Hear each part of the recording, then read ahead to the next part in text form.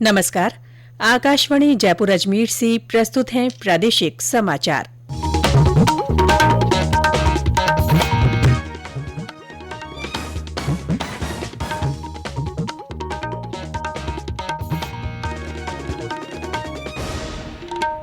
मुख्य समाचार।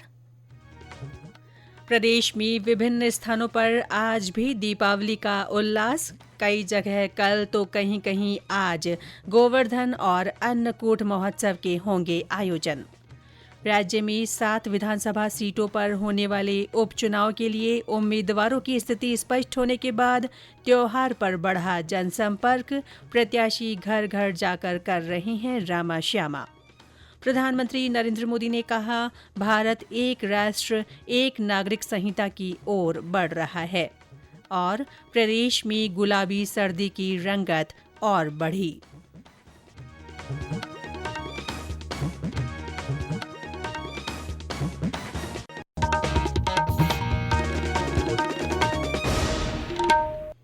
समाचारों के साथ मैं रितिका गुप्ता। और अब समाचार विस्तार से। देश प्रदेश में प्रकाश पर्व दीपावली का उल्लास बना हुआ है। इस बार अमावस्या तिथि 2 दिन रहने की वजह से आज भी दीपावली के धार्मिक कार्यक्रम हो रहे हैं।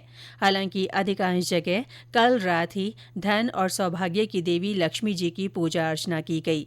देर रात तक लोगों में दीपावली मनाने को लेकर उल्लास चरम पर रहा। वहीं आज भी सुबह जल्दी ही फिर से दान पुण्य और पूजा अर्चना के कार्यक्रम शुरू हो गए हैं। कुछ स्थानों पर आज ही अन्नकूट के आयोजन भी रखे गए हैं। ब्रज क्षेत्र भरतपुर में अधिकांश स्थानों पर गोवर्धन पूजा कल की जाएगी। हमारे संवाददाता ने बताया कि वहां त्योहार मनाने को लेकर खासा उत्साह देखा जा रहा है। अब की बार 2 दिन दीपावली पूजन होने की वजह से भरतपुर में कल गोवर्धन पूजा होगी। घर घर मंदिरों में गाय के गोबर से गोवर्धन का प्रतीक बनाकर दूध से गिरिराज जी का अभिषेक किया जाएगा। वहीं निकटवर्ती गोवर्धन धाम पहुंचकर भी श्रद्धालु सप्तकोशीय परिक्रमा देकर देश व प्रदेश में खुशहाली की कामना करेंगे। गोवर्धन पर्व के साथ ही ब्रज में अन्नकूट महोत्सव के आयोजन शुरू हो जाएंगे। बिहारी जी मंदिर, मोहन जी मंदिर के अलावा अन्य मंदिरों में ठाकुर जी का कल बाजरा, चावल, सर्दकालीन सब्जी, खीर व अन्य सामग्री का समावेश कर भोग लगाया जाएगा। बिहारी जी मंदिर में करीब 40,000 भक्तों के लिए भोग बनाकर वितरित किया जाएगा। शिव कुमार वशिष्ठ, आकाशवाणी समाचार, भरतपुर। इधर प्रदेश के ग्रामीण क्षेत्रों में परंपरागत रूप से आज भी दीपोत्सव के कई कार्यक्रम हो रहे हैं। मंदिरों में दीपमाला सजाई गई है। वहीं सरोवरों में दीपदान के आयोजन रखे गए हैं। भीलवाड़ा में कई जगह आज दिन में लक्ष्मी जी की पूजा की जा रही है। वहां धर्मगुरुओं और पंडितों ने 1 नवंबर को दीपावली मनाने का आह्वान किया था। इधर सवाईमाधोपुर में भी आज लक्ष्मी पूजन किया जा रहा है। राजसमंद के नाथद्वारा में श्रीनाथ जी मंदिर में आज परंपरागत अन्नकूट महोत्सव मनाया जाएगा। पुष्टि मार्ग की प्रधान पीठ श्रीनाथ जी मंदिर नाथद्वारा में आज गोवर्धन पूजा व अन्नकूट उत्सव मनाया जाएगा। इस अवसर पर मंदिर के गोवर्धन पूजा चौक में गौशाला की गायों की पूजा अर्चना कर गोवर्धन पूजा की जाएगी। वहीं रात्रि के समय मंदिर में अन्नकूट उत्सव मनाया जाएगा। रात्रि के समय अन्नकूट के दर्शन खुलेंगे। इसके बाद भील आदिवासी समाज के श्रद्धालु अन्नकूट की भोग सामग्री को परंपरा अनुसार लूटते हैं व अपने घर लेकर जाते हैं। दिनेश सोत्रीय, आकाशवाणी समाचार, राजसमंद। मुख्यमंत्री भजनलाल शर्मा ने दीपावली के अवसर पर कल रात अपने विधानसभा क्षेत्र सांगानेर में आम जन से मुलाकात की। मुख्यमंत्री ने क्षेत्र के लोगों को दीपावली की शुभकामनाएं दी और बुजुर्गों से आशीर्वाद लिया। इस दौरान गृह राज्य मंत्री जवाहर सिंह बेढम भी मौजूद रहे।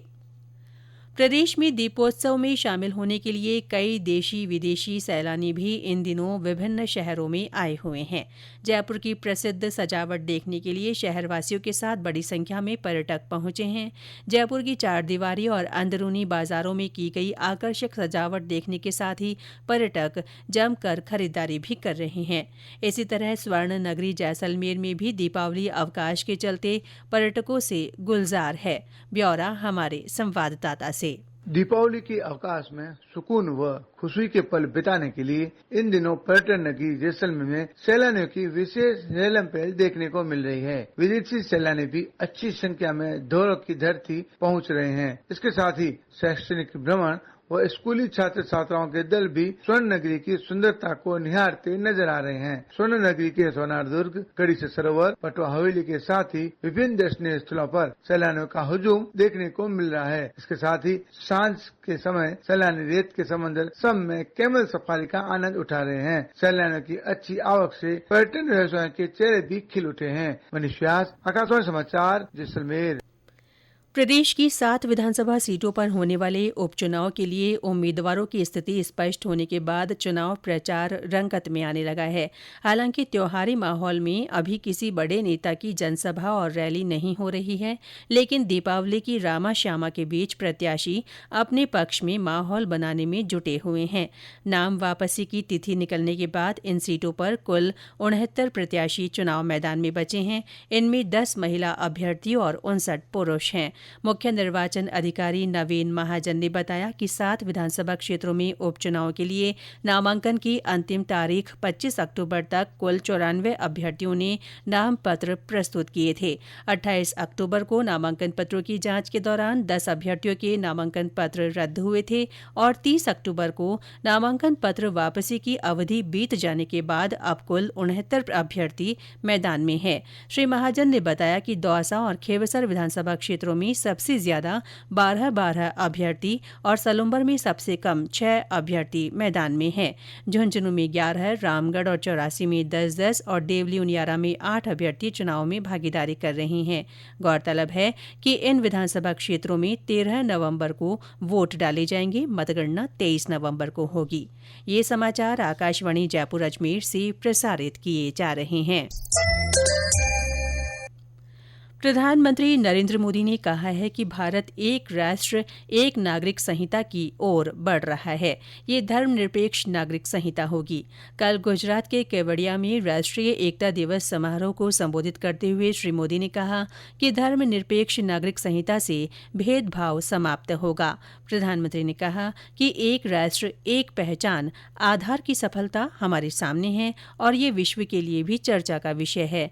उन्होंने कहा कि पहले भारत में अलग अलग कर प्रणालियां थीं, लेकिन सरकार ने एक राष्ट्र एक कर प्रणाली जीएसटी लागू किया। प्रधानमंत्री ने कहा कि उनकी सरकार एक राष्ट्र एक पावर ग्रिड से बिजली सेक्टर को मजबूती दे रही है और एक राष्ट्र एक राशन कार्ड के माध्यम से नागरिकों के लिए सुविधाएं एकीकृत की गई है। आयुष्मान भारत के रूप में देश के लोगों को एक राष्ट्र एक स्वास्थ्य बीमा की सुविधा उपलब्ध कराई गई है। एकता के इन प्रयासों के तहत अब एक राष्ट्र एक चुनाव के लिए काम किया जा रहा है। उन्होंने कहा कि इससे लोकतंत्र और मजबूत होगा और देश के संसाधनों का अधिकतम लाभ मिल सकेगा। रेलवे ने ट्रेनों के आरक्षित टिकट बुक करने के नियमों में बड़ा बदलाव किया है। अब गाड़ियों में अग्रिम आरक्षण की अवधि 120 दिन से घटाकर 60 दिन कर दी गई है। नए नियम आज से प्रभावी हो गए हैं।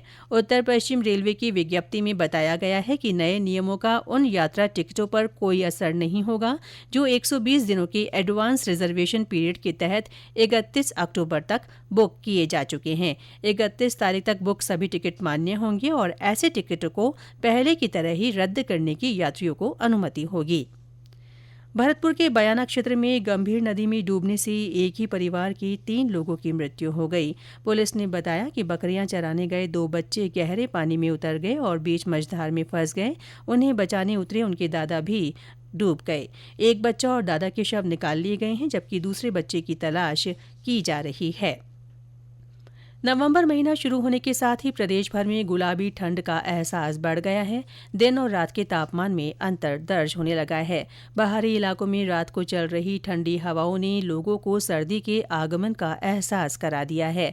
मौसम विभाग से मिली जानकारी के अनुसार प्रदेश में बीते 24 घंटों में रात का सबसे कम 13 डिग्री सेल्सियस तापमान माउंट आबू में दर्ज किया गया। सिरोही में 15, सीकर के फतेहपुर में 17, भीलवाड़ा, सीकर और जालौर में 18 और राजधानी जयपुर में न्यूनतम तापमान 24 डिग्री सेल्सियस दर्ज किया गया। और अंत में मुख्य समाचार एक बार फिर। प्रदेश में विभिन्न स्थानों पर आज भी दीपावली का उल्लास है। कई जगह कल तो कहीं कहीं आज गोवर्धन और अन्नकूट महोत्सव के आयोजन होंगे। राज्य में 7 विधानसभा सीटों पर होने वाले उपचुनाव के लिए उम्मीदवारों की स्थिति स्पष्ट होने के बाद त्योहार पर जनसंपर्क बढ़ गया है। प्रत्याशी घर घर जाकर रामा श्यामा कर रहे हैं। प्रधानमंत्री नरेंद्र मोदी ने कहा है कि भारत एक राष्ट्र एक नागरिक संहिता की ओर बढ़ रहा है और प्रदेश में गुलाबी सर्दी की रंगत और बढ़ गई है। इसके साथ ही प्रादेशिक समाचार बुलेटिन समाप्त हुआ। नमस्कार।